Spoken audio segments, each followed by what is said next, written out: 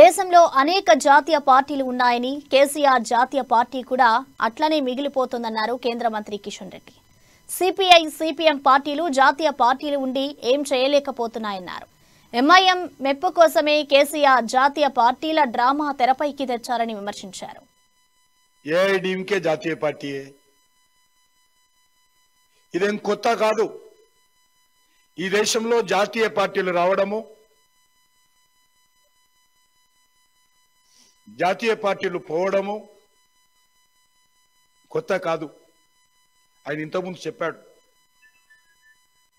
భూకంపం వస్తుంది, భూమి బద్దలవుతుంది, ప్రళయం వస్తుంది. ప్రళయం ఏందో అనుకున్నాము, ఇదే ప్రళయం.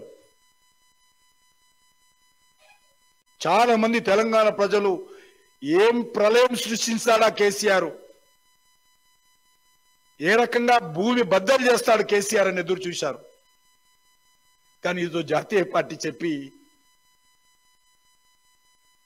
గతంలో అనేక జాతీయ పార్టీలు వచ్చాయి, ఇప్పుడు కూడా అనేక జాతీయ పార్టీలు ఉన్నాయి.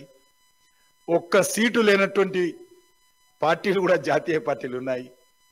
కాబట్టి ఆ పార్టీ చెప్పి పబ్బం గడుపుకునేటువంటి ప్రయత్నం తెలంగాణ ప్రజల మీద రుద్దుతే,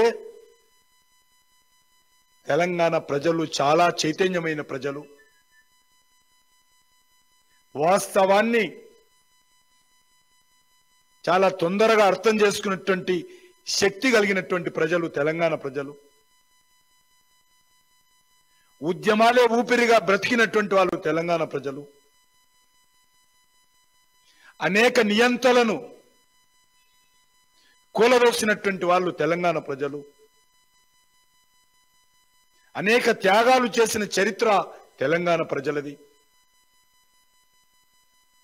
కాబట్టి మీ జాతీయ పార్టీ పేరుతో తెలంగాణ ప్రజలను మభ్య పెట్టలేరు.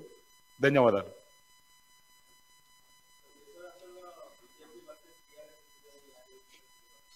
నేనే చెప్తున్నా కదా నేను విషయం. దేశవ్యాప్తంగా బీజేపీకి అసలైన సిసలైన ప్రత్యామ్నాయం ఏదైతే ఉంది అంటే కల్వకుంట్ల కుటుంబమే. నేనంటలేను, కల్వకుంట్ల కుటుంబమే అని ఈరోజు కేసీఆర్ కుటుంబ సభ్యులు ప్రకటిస్తున్నారు. సంతోషం. ముందు తెలంగాణలో ఎవరు ప్రత్యామ్నాయమో, తెలంగాణ ప్రజలు ఎవరిని ఆదరిస్తారో వచ్చే శాసనసభ ఎన్నికల్లో, వచ్చే పార్లమెంట్ ఎన్నికల్లో తెలుస్తుంది. 17 సీట్లు పార్లమెంట్ సీట్లుంటే 8 సీట్లు ఓడిపోయారు TRS party. Out of 17 parliament constituencies they last